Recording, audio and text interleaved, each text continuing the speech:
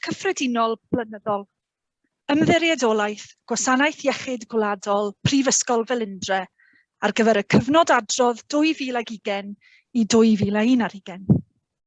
Good afternoon and welcome to the Velindre University NHS Trust Annual General Meeting for the reporting period 2020 to 2021.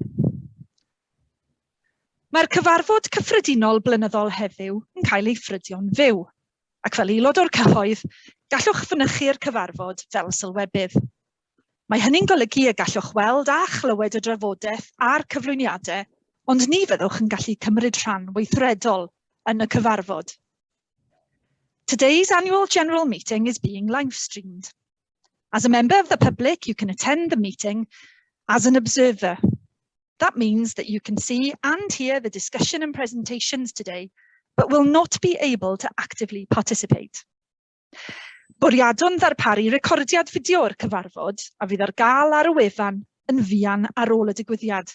Ac felly, am y rheswm hwnnw, gofynnwn yn garedig I chi beidio chofnodi'r cyfarfod eich hun.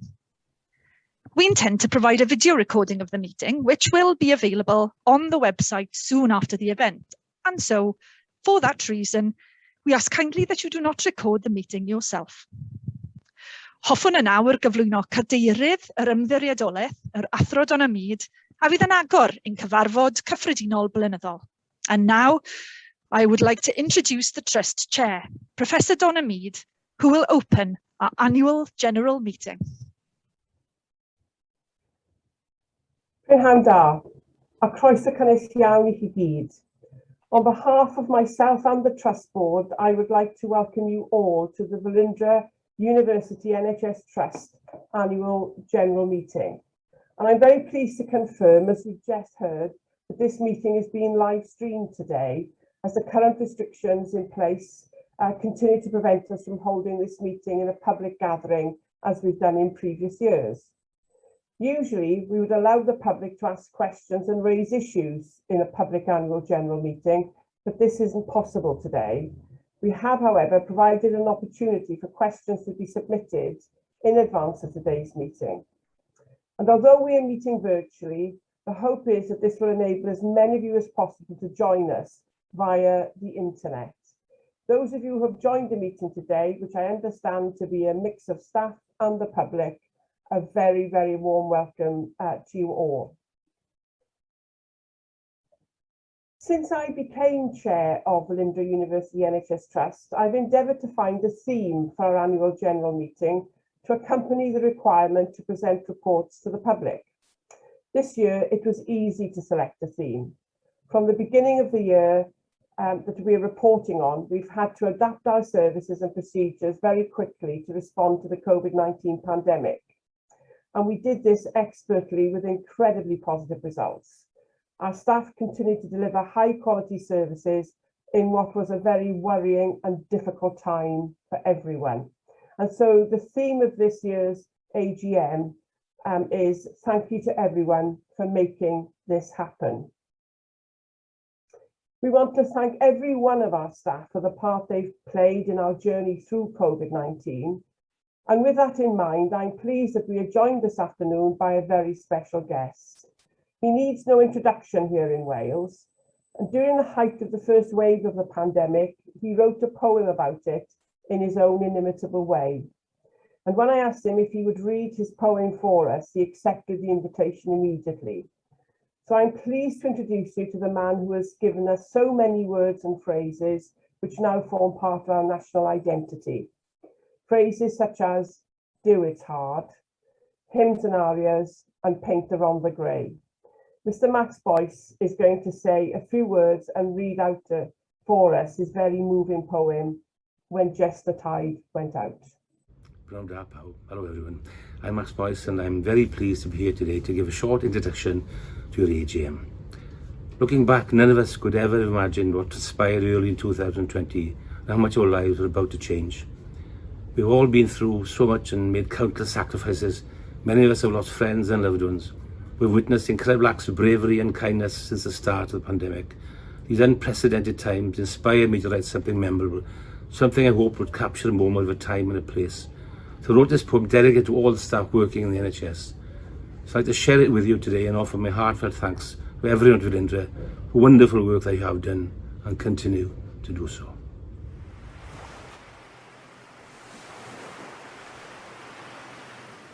Last night as I lay sleeping, when dreams came fast to me, I dreamt I saw Jerusalem beside a tideless sea. And one dream I'll remember as the stars began to fall was Banksy painting Helen Wynne on my neighbour's garage wall. And times like that sustain me till these darkest times have passed, and chase away the shadows no caring night should cast. But times like this can shine a light, as hardship often can, to see the best in people and the good there is in man. And I remember Swansea with nobody about, when the shops were closed like Sunday and just the tide went out. And I remember Mumbles with a harbour in its keep, and the little boats at anchor that fished the waters deep. And I heard the seabirds calling as the gulls all wheeled about, but all the town was sleeping now, and just the tide went out. And when these days are over and memories remain of children painting rainbows when the sun shone through the rain, and I thought of all the nurses who stretched all the pain, and I hope the carers never see a time like this again. And I prayed last week for Boris, who knocked on heaven's door. I thought of voting Tory, which I'd never done before. And though the sun is shining now, I have no immediate plans. So I write a book on staying in and ways to wash your hands. And now more days of lockdown, 3 weeks of staying in. I'm running out of vodka now, so I've started on the gin.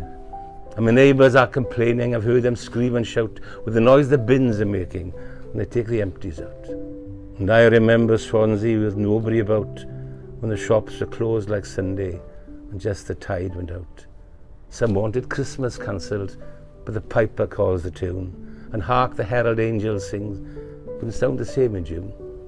So I'll wait here for my vaccine, though I know there's some delay. So I'll order mine on Amazon, and I'll get it yesterday. So when all this is over and our fragile world survives, I hope that God is caring now for the ones who gave their lives. And I pray we'll find an answer, for my faith is cast in doubt, and God draws back the heavens and all the stars come out. And I'll remember mornings with nobody about, when the shops were closed like Sunday, just the tide went out.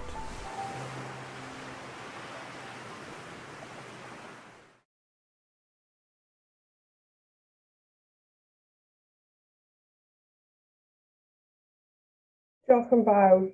Thank you, Max, for sharing that with us today. Such a beautiful, moving and powerful poem that perfectly encapsulates the sentiment of what we've all felt, experienced, and in too many cases lost over the past 18 months. Given the year that has just gone by, I couldn't think of a more fitting way to open our AGM, and it provides us with a moment to pause and reflect before we consider what lies ahead.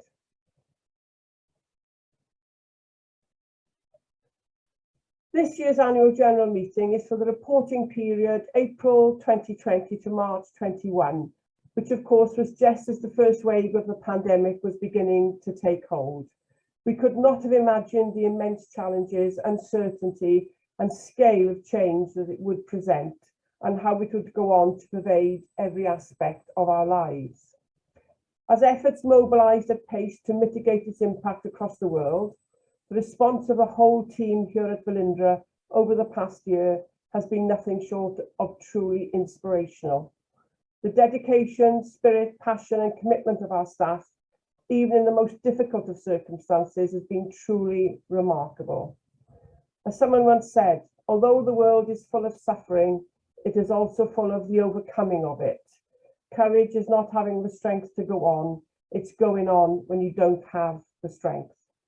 And it's for that reason that I'm particularly delighted that the annual general meeting provides us with the opportunity to not only present the Trust annual report for 2020-21, but to also thank and celebrate our staff, to acknowledge how grateful we are to have such a talented, dedicated and inspirational team at Velindre, without whom we could not continue to provide the services we do and perform the vital role we play within NHS Wales. So we've divided our meeting up into two parts. The first part is to assist us in discharging our statutory obligations with a presentation of our annual report. And the second part of our programme is devoted to thanking our staff, for which we have some special contributions, but a bit more on that later. But I'd like now to introduce the Trust's annual report for 2020-21. Trust officers have prepared a unified annual report as in previous years. As in previous years, we've also broken down the annual report into a separate suite of documents to make our reporting more accessible. Smaller reports are more user-friendly, and the Trust wanted to ensure the public do not feel overwhelmed by a very large combined report, and that they could access sections that were relevant to them easily. To complement this, the Trust has a designated web page with tabs to access each of the reports that you can see on the screen. And furthermore, in accordance with our commitment towards sustainable development, we have again decided only to print copies by request. Electronic copies of the annual report can be obtained on the Trust website. However, the Trust recognises the need to provide information in accessible format. So if you require a hard copy of any one of the reports or need them in an alternative format, please contact us at the usual address, the details for which are on our website. So now our suite of annual reports. First, the annual report executive summary.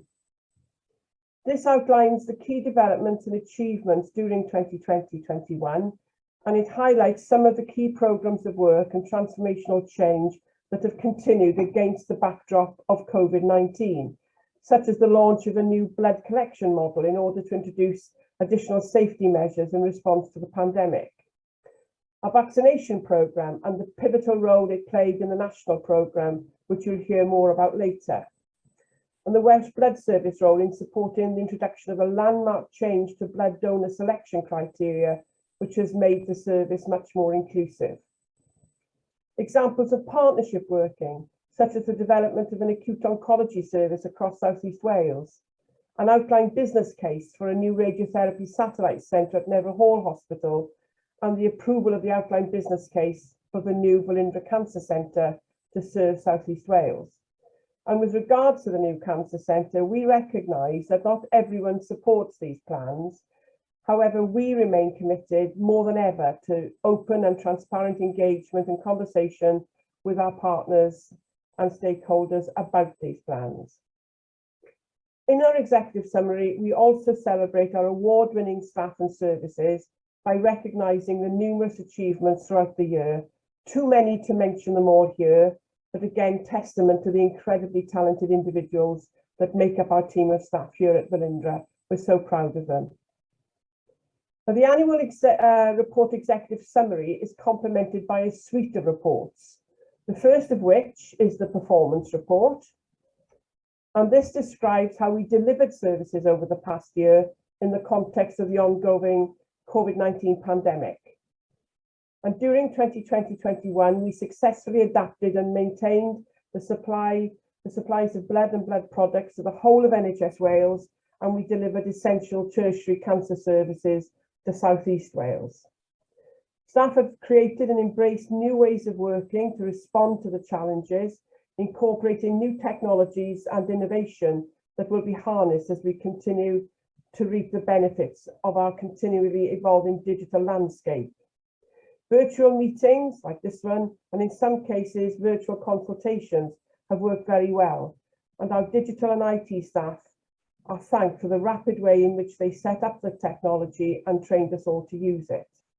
And we believe the strong foundations and clinical operating models established during 2020-21 for the delivery of our services will stand us in good stead as we enter the reset and recovery period. And the second report in the suite of annual report documents is the accountability report.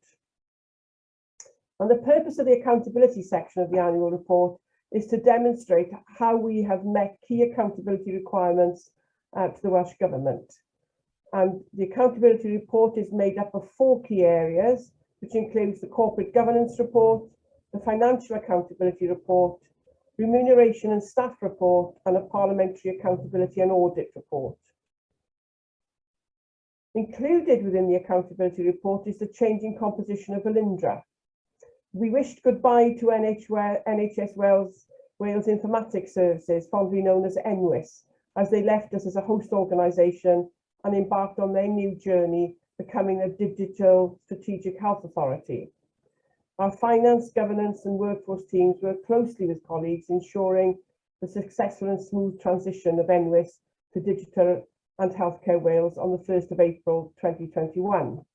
And only this morning I spoke with the Chair and Vice Chair of Digital and Healthcare Wales, who thanked us and wanted me to pass on their thanks for the support Velindre provided in ensuring a smooth transition. And the final part of our annual report is the financial report.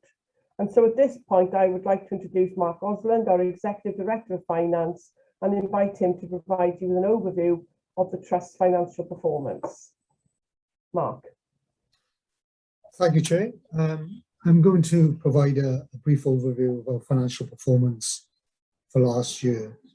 More specifically, as usual at the AGM, I'm just going to refer to our financial performance against our high-level strategic financial targets. There's a lot more, of course, to our financial management responsibilities than just delivering against these targets.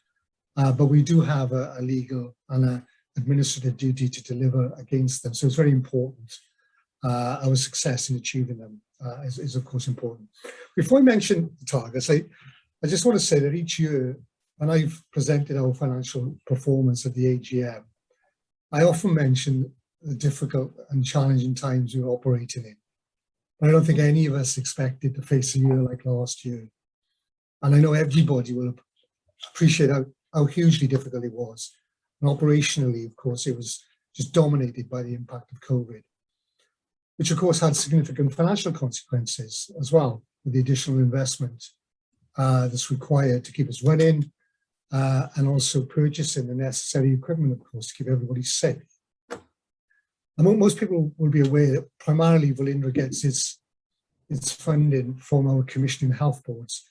But like all NHS organisations last year, we were supported by additional funding from Welsh Government because of the COVID situation. And just to put that in some sort of context and to remind people, Velindre, as our sort of delivering our core services of cancer care and treatment and blood and transplantation services, we operate within a budget of about £160 million. And last year we did need an additional 6.3 million from Welsh Government, reflecting the additional investment necessary in the COVID environment. That's in relation to our core services. If you bring in our hosted bodies, then the numbers change quite significantly. For example, just in terms of shared services alone, there was an extra £180 million provided from Welsh Government, primarily to cover the cost of additional PPE equipment. So that was just a bit of context, really. So turning specifically to our targets for last year, at the last AGM, I was actually able to provide a positive message and report that we met all of our key financial targets. And despite the exceptional and unprecedented financial environment last year, I'm very pleased to say I can do so again for the 2021 financial year. And I will just mention each of them briefly. In terms of our revenue budget, a key target, we met our financial duty to break even. And again, just to remind people, the duty here technically is one to break even over a rolling 3-year period, which was introduced by the NHS Finance Wales Act in 2014. But we do actually target ourselves to break even every year in order to meet that rolling 3-year target. And last year we underspent in total by 38,000 against our overall budget, with 21k relating to host organisations and 17,000 relating to the delivery of our core cancer and blood services, which over a 3-year period actually provided a cumulative underspend of 93,000. So well within the target. In addition to the break-even duty, we do have a second legal duty, a requirement to submit to Welsh Government a 3-year financially balanced plan and get approval from the Minister. But due to the pandemic, the normal process for last year was paused by Welsh Government, and a temporary arrangement, a quarterly planning arrangement was put in place. And we adhered to these new arrangements, and with our previous approval remaining extant, we also discharged this secondary legal duty as well. You will actually find normally in the accounts a third target known as the external financing limit. It's a little bit of a technical target, and it's linked to our capital expenditure and the management of our cash. But like in 1920, it was in 2021, it was again suspended actually by Welsh Government due to the cash implications of managing the pandemic. So we didn't technically have a target against that. But I can report in terms of our capital expenditure, again, we had a great outturn. We underspent by just 5k against our ceiling there of actually just over £10 million. So another good achievement. And finally, the trust has a duty to make prompt payments to its suppliers. The target of ensuring at least 95% of all non-NHS invoices are paid within 30 days was also achieved, with 97.4% of these being paid within the time limit. So that was 4 targets, all achieved. Again, very pleased to report that. There's of course a lot more detail actually behind that. You can find it in the full set of accounts. They'll give you a much more comprehensive, detailed account of our performance and our position at the end of the year. So as I said, very pleased to report another positive financial outcome. And as I've said previously, and I will say it again, this is a reflection of the efforts of everyone across the trust, the good financial management demonstrated by all. And on behalf of the exec team and the board, and in keeping with the theme of today's AGM, a huge thank you to all the staff that's made that possible. And I'll hand back to the chair. Thank you, Mark. And I'd like to take this opportunity also, Mark, to thank the finance team in particular, who for the 2nd year in a row have done an incredible job in achieving such a high quality set of accounts while operating during the constraints that the pandemic presents. Of course, I can't let this occasion pass without noting that this is the last time, Mark, that you will be presenting the accounts at our annual general meeting, as after 7 years here at Velindre, you will be leaving us in September to begin your retirement and embark on life's next chapter.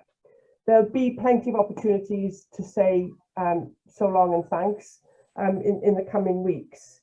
But on behalf of myself and the Trust Board, I'd like to thank you for all your hard work and the dedication that you've given as part of the Velindre executive team, and for the way in which you have supported me personally as chair since my tenure here at Velindre began.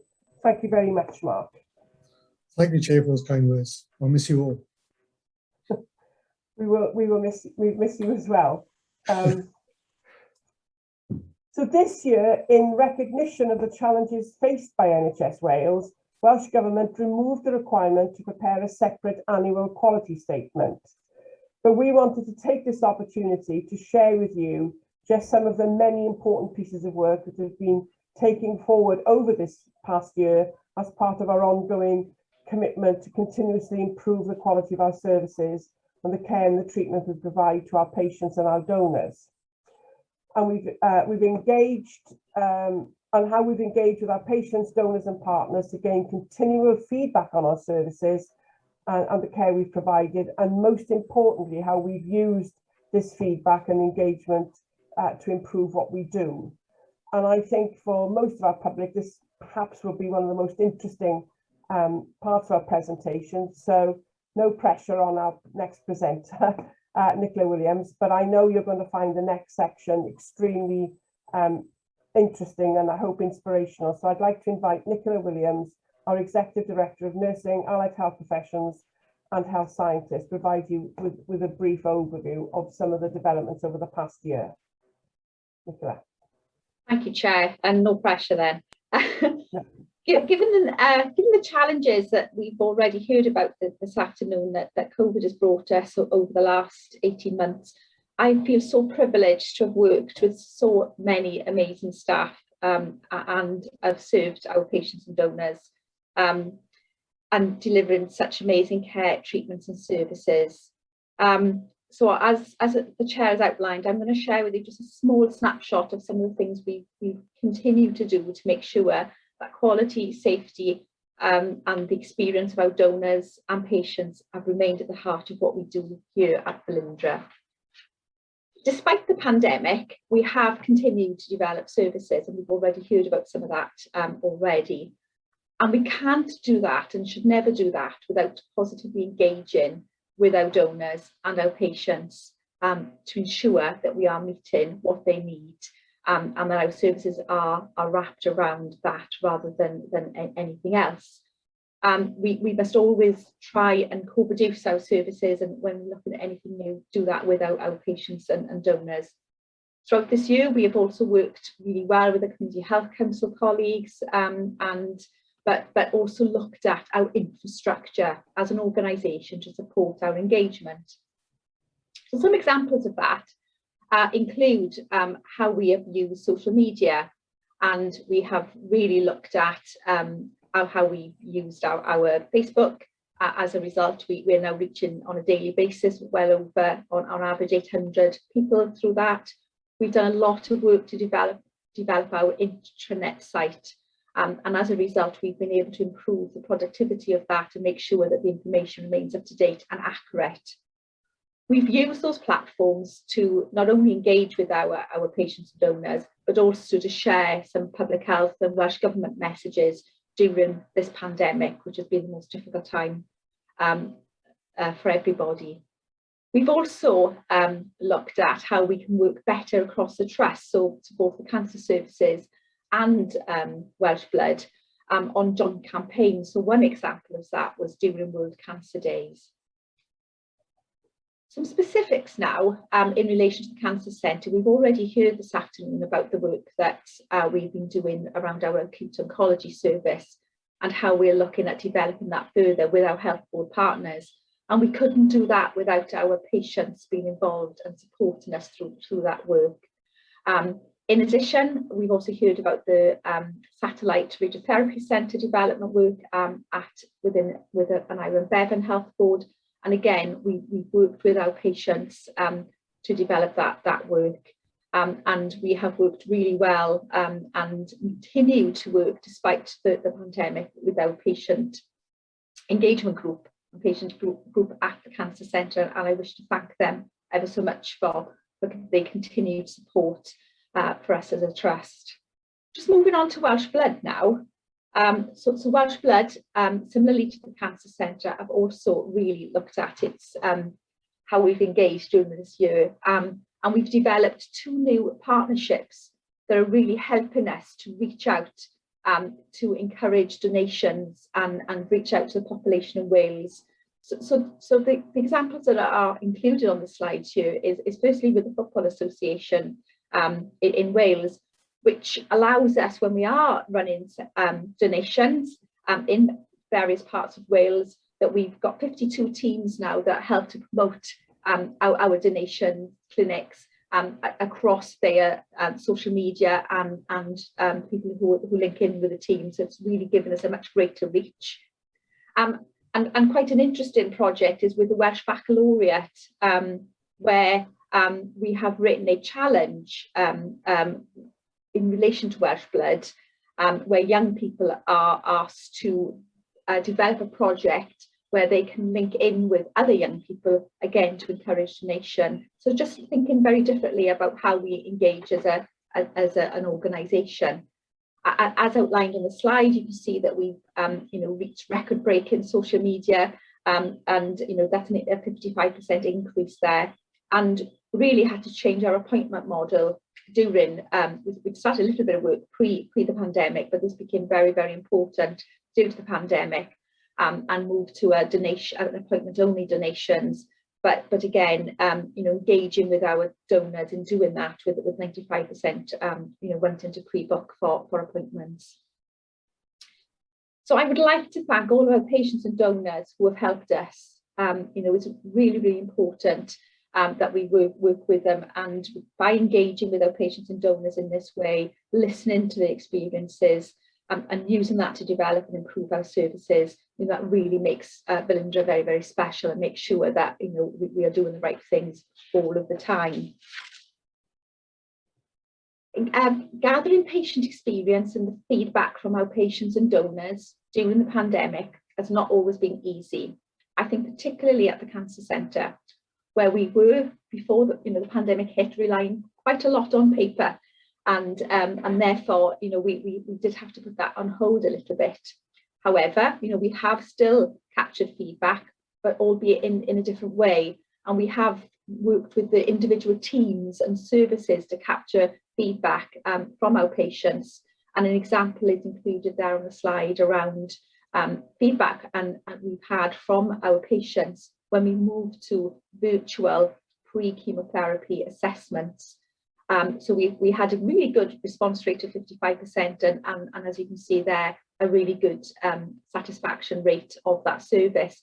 Of course, we did receive some suggestions for how we can improve our SACT virtual services, and the team are using that now to further improve that, which is most important. I'm really pleased to say that our reliance on paper is no more, and that we have, towards the end of last year, we did purchase an electronic real-time patient and donor feedback system, and we are actually going live with that. The teams have been working that up, and we go live with that tomorrow, initially within the Cancer Centre. So that's a fantastic development for us at Velindre. So in relation to, as we've said already, capturing feedback is just the first part. What is more important is actually how we use that feedback. So some examples in the Cancer Centre of how we've actually used specific feedback to improve are detailed there. So we were receiving some feedback that there was some callback delays with our treatment helpline, a really, really important service for our patients. And as a direct result of that feedback, a whole-scale review of our treatment helpline is now underway, aiming to really get to a position where we have a minimal need of callback, and we're answering as many calls as we can in real time. We've during the pandemic, in the middle of winter, it was very difficult for our patients and very difficult for families, sometimes resulting in people having to wait in cars or stand outside in very poor weather conditions. So we therefore put a canopy up, which is still in place at the moment.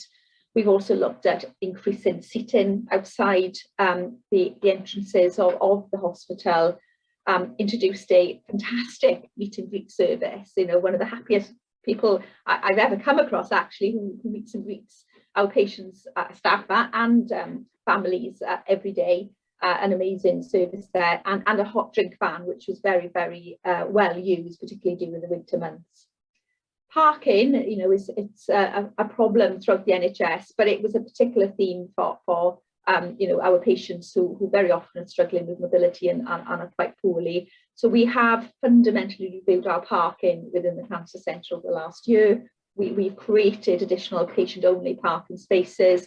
We policed that to ensure that that is the only people who are using those spaces are our patients and families that are bringing patients in. And we've also introduced a medicines pickup space outside our pharmacy department, because again that was an area of concern, and people find it difficult to park during needing to pick up some medicines. Excuse me. We experienced some excessive heat on the first floor ward during last summer. And, excuse me, sorry. And we have now, I'm pleased to report, put a new ventilation system in place on the first floor ward. And gosh, have we not needed it over the last couple of weeks? And it's been the coolest place in the hospital. So, so for the main part of that ward, it's made a real difference to our patients. Within Welsh Blood, were in the luxurious position of already having an electronic mechanism for capturing feedback from donors, so that has continued throughout the pandemic. As you can see, we've received just under 15,000 responses to requests for feedback, and a 96.4% overall satisfaction rate for those who successfully donated. And we have just provided some further contextualisation there on the slide between the whole overall service and broken down to North Wales and South Wales blood services. So examples in Welsh Blood where we have used feedback again to improve what we're doing are detailed there. So cold venues was a problem again during winter, and we have done some additional work with venues. So our collection teams have revised how they prep and plan prior to us arriving to make sure the heating has been put on, and we have actually had to review some of the venues to make sure that they are of a satisfactory temperature, be it during winter or the summer months. Venues in itself has been a challenge for us, and given social distancing rules and travelling distance to venues have been a challenge as well. So we have worked with our donors, and some of them have helped us to find new venues, and also looked at how we can enhance and improve our communication to donors in relation to venues. We've also worked with some of our donors around face coverings and the rules in relation to face coverings during donation, and what we've done following that feedback is to really make sure we continually review what we require in respect of face coverings in accordance with what the community risk is of transmission at any one time. And finally, I really wanted to share another piece of work that the team have done, and that was following some feedback from a donor in relation to our guidelines for donation following a sad miscarriage. And our guidelines really were not helpful, and referred very often to 6 months after delivery of a baby. With the significant support from this donor, we have changed our guidelines and made it very, very clear what we are able to provide. And not only is that making a difference now to our donors here in Wales, we've also shared what we are doing with other UK blood services, which hopefully will make a difference beyond Wales. So similarly, I want to thank again every patient and donor who's given us feedback on the service that we have provided here at Velindre, and provide you with assurance that we have learnt and use that to do some amazing changes across the organisation. So moving on to a very different matter now, one of the areas that we are very proud of, that the chair has already mentioned, is that how we were very, very quickly able to support the COVID-19 vaccination programme here at Velindre. We don't have a requirement for wider population health. However, us helping out in this national emergency to provide vaccines to our population as quickly as we can was something that the whole trust wanted to do. And very quickly, within just a couple of weeks, we trained up and skilled up 125 vaccinators from all different disciplines of staff, nurses, doctors, therapy radiographers, pharmacists, and it was a whole organisation team effort. We provided vaccines not only to our own staff, to frontline staff from across the NHS, including Welsh Ambulance Service, local laboratory staff, but also some of our local population and cancer patients. And we administered 13,666 vaccines. And only one dose wasted. So we worked on the premise of every single dose was precious. And we learned very quickly after that first dose, and we did not waste any further. We received overwhelming positive feedback from our vaccine recipients in relation to their experience. And what's on the next slide is just a very small example of some of the feedback that we received from our recipients. In addition, we also received really positive feedback from our staff, and similarly to other programmes across Wales, it did bring our staff together from different disciplines, and many of whom would probably never historically work together. And out of that has come opportunities for new ways of working going forward, and new joint projects, which is fantastic. So again, on behalf of the Trust, Really want to thank everybody who was involved in our vaccination programme, because it really has helped to make a difference to how we have done across Wales. So finally, I just wanted to share with you how at Velindre we've been meeting the Nurse Staffing Act requirements.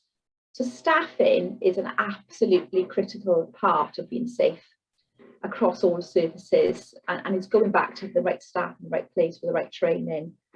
Just one component of that is our nurses, and we know in Wales we have the Nurse Staffing Act that does place some requirements on us in relation to our staffing levels.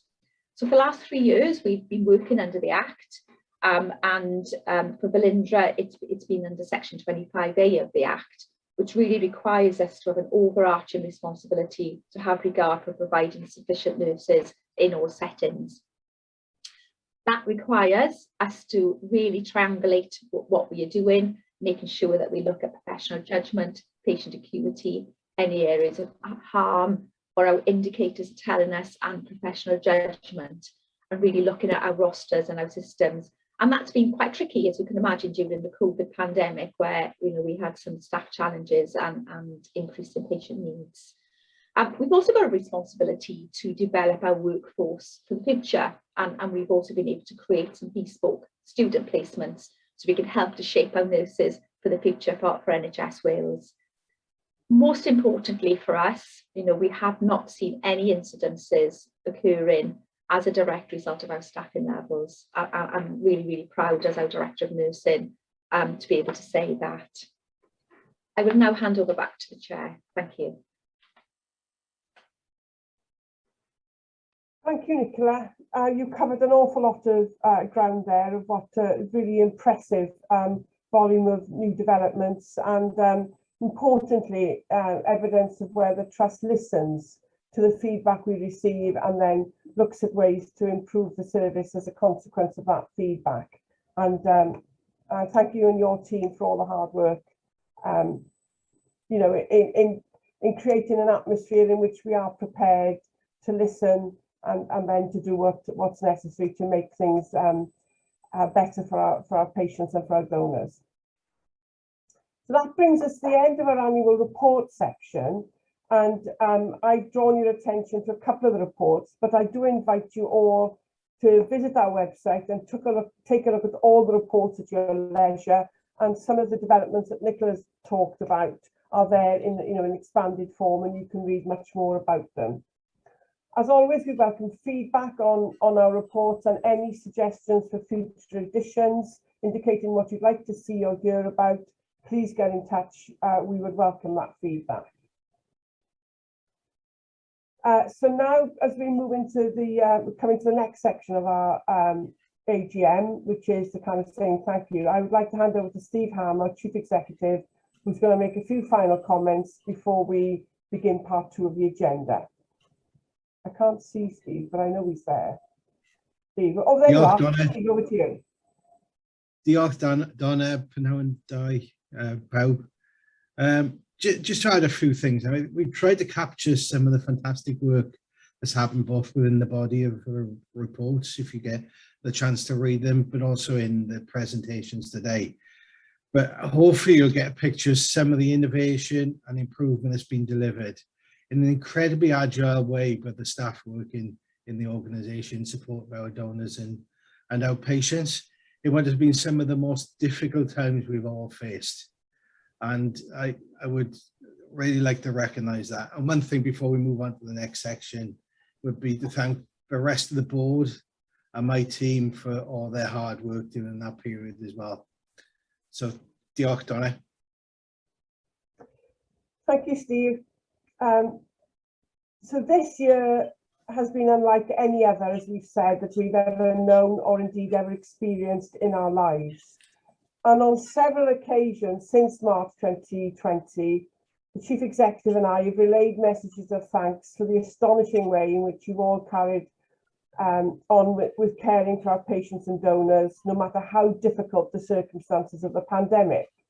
And we've quite literally run out of superlatives to describe our admiration and gratitude to each and every one of you.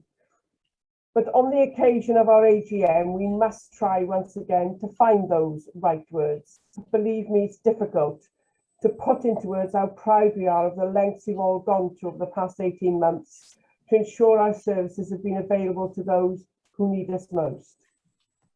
Every aspect of our services requires you all to go the extra mile, even down to the incredible work undertaken by the estates team, for example, relocating the trials unit, the oxygen supply, and the supporting infrastructure, to the relocation and replantation of the garden in the grounds of the cancer centre, which is so incredibly important to our patients and staff. And I'd like to pay tribute to Jazz Abraham, our medical director, and her team for the way in which they very quickly devised appropriate clinical guidance models to help us prioritise care and look after our patients during the pandemic. That sort of exercise would normally have taken months, and it was completed. It went on to be refined, but it was completed in a very short time by a team of staff who were incredibly busy.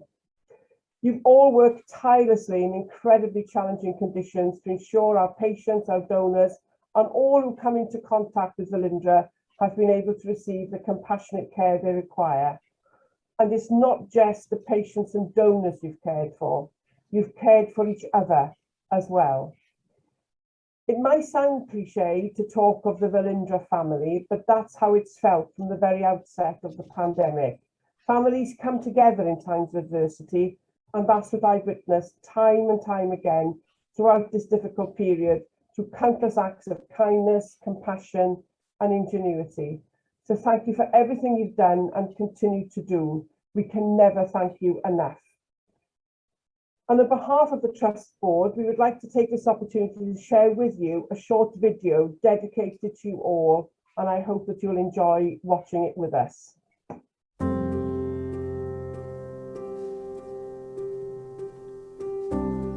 Well, it's everything, isn't it? You know, I'd probably be dead in a few months if it wasn't for the treatment, wouldn't I? I mean, without them, you know, well, I wouldn't be here. I would not be here to see my kids growing up, to see my birthday next week or my other daughters. I won't be there to see them finishing school. Nothing. I am so grateful for everything they've done. Even though the pandemic's been on, they've been there. It's been brilliant. It's been absolutely brilliant. It's just got that about them. I don't know what it is. It's just, there's something special there. And there's something special here that, for me, made me feel very at ease. They're all the same. Amazing angels in disguise you are.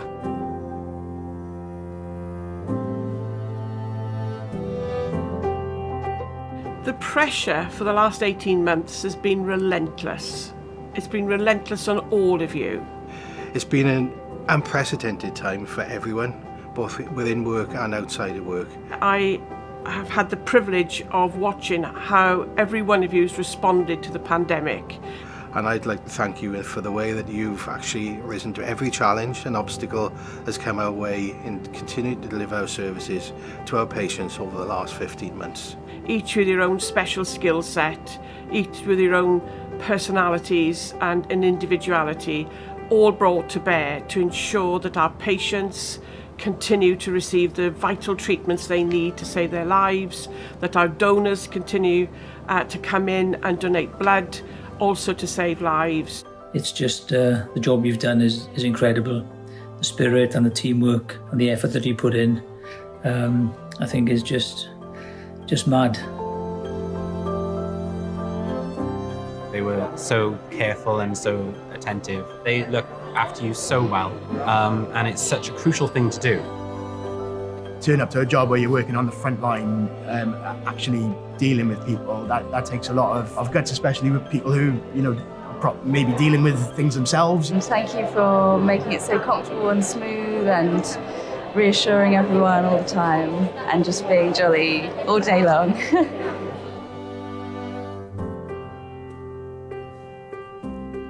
I thank you all from the bottom of my heart for everything that you've done for me. Really appreciated, and everybody's really professional. What can you say? It's just got to be the biggest thank you ever. Thank you to Velindre and the Welsh Blood Service. If I could hug you all right now, I would. I definitely would. The work and the commitment you've shown and continue to show in the Velindre Cancer Centre and the Welsh Blood Service has been amazing. And for that, I say, diolch yn fawr, thank you. You've carried on no matter what the pandemic threw at us, and we can never thank you enough. Our gratitude knows no bounds. Thank you all. On behalf of our patients and our donors, diolch.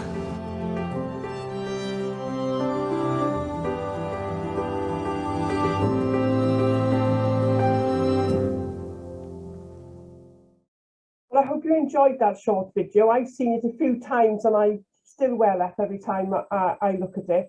It's so important in today's uncertain times to take a moment to pause and to say thank you. Diolch yn fawr iawn.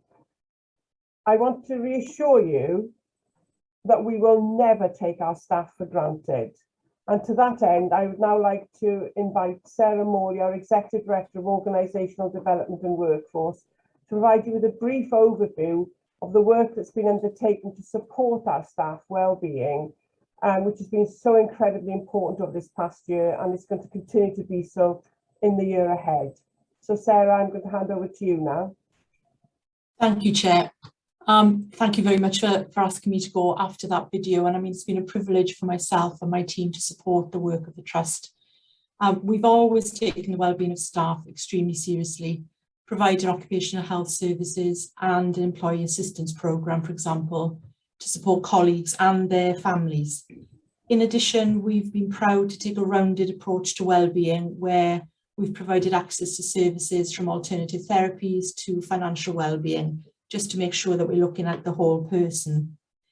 From this space, of course, we were in a strong position moving into the pandemic, but of course, everyone was presented with challenges, as we've heard from other colleagues. No one could have anticipated what this would mean in our work and our home lives, and how we can't divorce the two. The wellbeing of colleagues was at the centre of our response to the pandemic, and we were able to enhance our previous offerings by listening to what people said and acting in numerous ways, including providing breakout spaces and also ensuring we provided enhanced psychological support, recognising the emotional toll that this work was taking on staff. This was just amongst other aspects of work that we brought through in the start, or towards the start of the pandemic. We also introduced and enhanced our staff networks, including one for shielding staff. It's very, very important that people were able to collect together and talk with like-minded individuals, really, just to understand their needs and to actually provide us with that all-important feedback. And we work very closely as well with trade union partners to just really understand what was needed. Of course, we're now planning for future support needs and looking at where the evidence tells us that staff will feel the effects of dealing with the pandemic for years to come. This is not going to be something that is over with. We know that these can be deep-seated effects. And to ensure we recognise this and can help people, we are training our managers to spot signs, to really recognise if staff are in difficulty, so that we can help where we need to and appropriately. So with that in mind, I'm really pleased now to share a video with you that highlights what we are doing as a trust and presents reflections on this wellbeing need and support.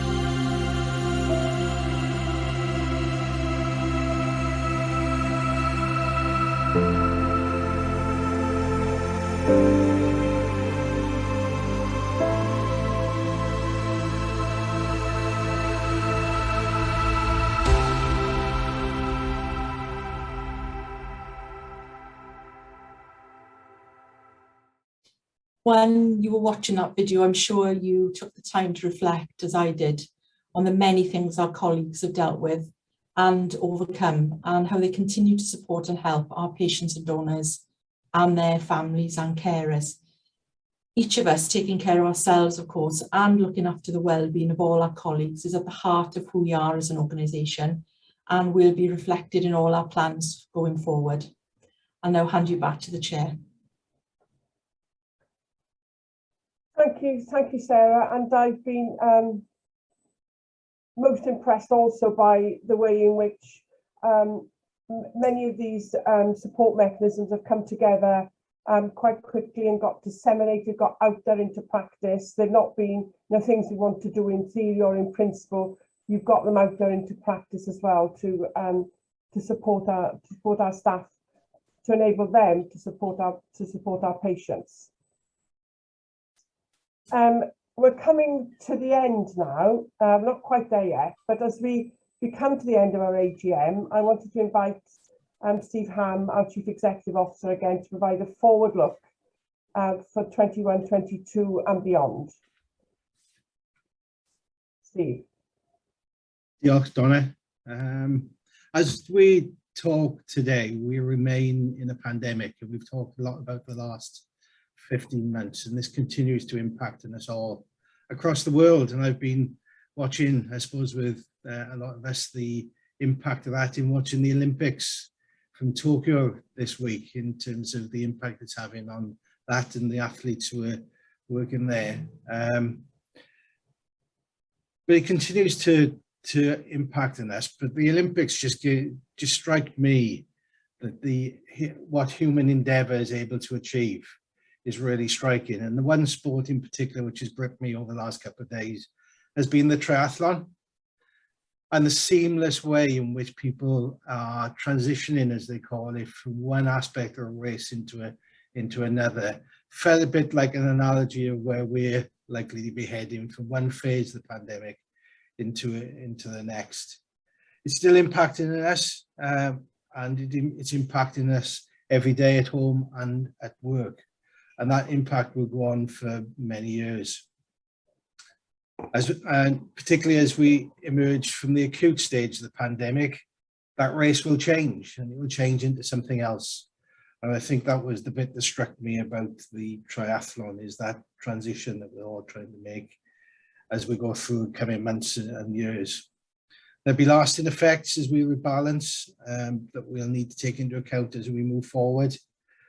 But at the moment, we're all experiencing across the trust increases in demand from our patients and our donors for the services that we offer, and this sits alongside increased activity in the health boards. We've established at the moment plans for this year, and over coming months we'll be establishing our plans for future years with a longer term view. There will be challenges. None of us quite know yet how long this is going to go on for and how the impacts will pan out, but we know it will be an intense period for us all as well. Alongside this, we've been going through significant organisational change, some of which hopefully has helped in terms of our response to the pandemic, and other things are building foundations for the future that we face. Strategically, as an organisation, we remained ambitious in what we want to achieve. There are many things that we started before COVID that we wish to carry on with, and we talked about some of them earlier in terms of those ambitions panning out, both from what Donna was saying earlier and in terms of Nick as well. But some in particular that I'd like to focus on as providing real strong. These are not exclusive areas, but certainly our relationships with the health boards. They will be fundamental for our successful delivery of our strategic ambitions in the future. And I think we've really built on those through the COVID period. And I think that would be a real positive. The way we've integrated across the organisation has made us able to respond in a more agile way and flexible way to the demands that we face. And we're improving, and we'll continue to improve our comms and engagement. Last but not least, our digital offering has stepped up. Who would have thought 15 months ago we would have been live streaming our board on Zoom as experienced campaigners using this sort of technology? And without the technology working, we wouldn't be able to do this and keep linked in with our patients and our donors in the way we have. As a board, we recognise the ask of that change and responding to COVID has impacted on people, and we thank you for working with us on that. And hopefully it has helped. And I think the other thing that we have carried on with is the development of our strategies. Through the rest of this year, we will be completing the updates for our strategies across the organisation, which will stand us in good stead for the next steps of what we want to do in meeting our ambitions. Alongside all of that, the NHS continues to change and develop. In March, we had the release of the National Clinical Framework with a focus on national programmes, standard pathways for patients and quality statements, which I think will take a step in terms of how we work as a service in Wales. And partly in response to that, Jazz and Nick have been working on the development of our clinical and scientific steering or strategy group, which we will hope to be implementing early in the autumn or late summer, which I think will really help us retain that focus and step up to the challenges that the national agenda is setting aside for us. We've also started and we continue to start implementing the requirements of the Quality Act, which would be a major step for NHS Wales when it becomes fully enforced in a couple of years' time. So the world continues to change, we evolve with it. And I think in terms of the approach in the future, it clearly remains uncertain. And with change being an absolutely ongoing feature of what we do and what we're expected to respond to. But we remain ambitious, not for ourselves, but for the benefit of our patients and donors across the whole of Wales in terms of the services we deliver. And going back to comms and engagement, I think it's something we recognise we need to build further, using some of these tools and expand on, and we're determined to invest in that in the coming years. It's really important, as Nick and Sarah mentioned in their presentations, that we continue to support each other. Somebody said to me a couple of times this week, together we're stronger, and never has that been a truer saying. I think they say when they were saying it feels a bit trite, but actually it's absolutely true. We need to continue to look after each other and take care of each other and flag up when we've got concerns about each other in delivering the agenda that we've got. And by doing that, even though the agenda might feel daunting, we will actually be able to deliver it in a better, more positive way. So, diolch again from me, and thank you, and I'll hand back to Donna at that point.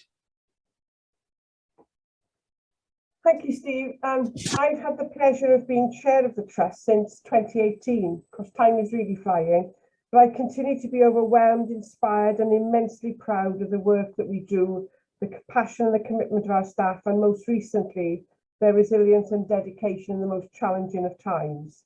And to echo Steve's comments, I'm confident that we can continue to learn from yesterday, live for today, and hope for tomorrow.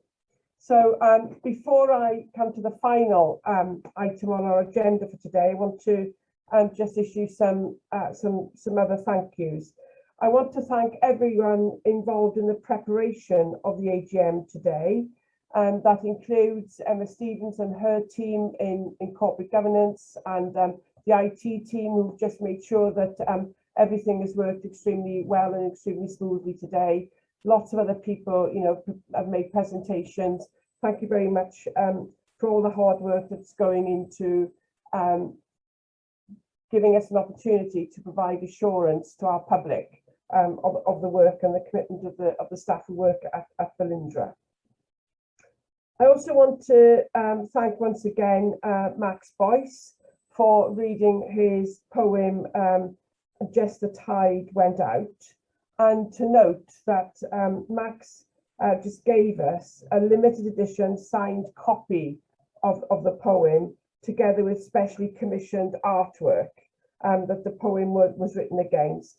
And he gave us that so that we could give it to the family of our dear colleague Donna Campbell, who very sadly passed away with COVID about 18 months or so ago, and we will never forget her. And I'm very grateful to Max for that very kind and thoughtful gesture. My role as chair is, one of my roles as chair, apart from annoying chief executive, is to lead a team of IMs and independent members, that is. And I've got a very, very able, competent, powerful team of IMs who work incredibly hard. Don't often see the work they do, but they work incredibly hard to ensure that our exec colleagues and the whole trust is delivering on its commitments. And so, as a final two thank yous, as well as acknowledging the contribution of the independent member team, I want to thank Jan Pickles, who's been an independent member for 9 years, and Jan leaves the trust in September because there's a finite time in which you can serve as an independent member. That's the criteria set down by the Public Appointments Office.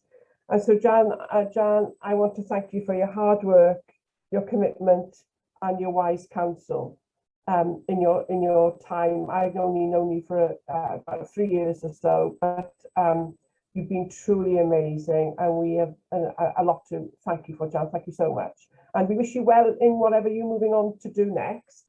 And then also I want to thank Donald Fraser, who has been the university representative on our board. And I know, Donald, that your work as a clinician working in Cardiff and Vale, you know, took on a whole new level of hard work during the pandemic, and how tough you found all the increased work as a clinician and your other responsibilities together with working with us as a trust. But you've continued to contribute to the work of the trust and to the accountability that it needs to provide to the communities that we serve, despite the enormous workload that you've encountered during COVID. And I know that you're going to be on shortly. We haven't got a leaving date yet. I've been promising one for some time, but we're getting closer. But Donald, I wanted to thank you as well. So to bring our meeting to a close, this is the AGM that keeps on giving, I have to tell you. I would now like to introduce a very special message that has been written specifically for us by Ivor Ocklin, the National Poet of Wales, and it's dedicated to all the staff here at Velindre. Adduned Velindre. Yma'n y drindod wyrdroedig rhwng cansar dreng, gwaed drud a gobaith rhad, byddwn nhw'n gefn I ti wrth herio'r nos. Cydgerddwn a thi wrth groesi unigeddau'r haint sy'n crino dy ffydd a'i hael blin, a gwasgwn dy law wrth syllu'r gwacter sydd rhwng y ser. Ac yn rhwyma'r siwrna enbyd hon, oedwn a chymryd ein gwynt, gan ddiolch i'r rhai a loewodd y llwybra o'n blaen pan oedd Covid yn bygwth I cau. Cofiwn am y sawl y byd pen ei taith cyn pryd, a cherddwn ymlaen I mwyn nes cyrraedd ein nod. A bob tro y cenir y gloch bydd calon goll yn ymfalwnio'n rhydd drwy'r glesni pell.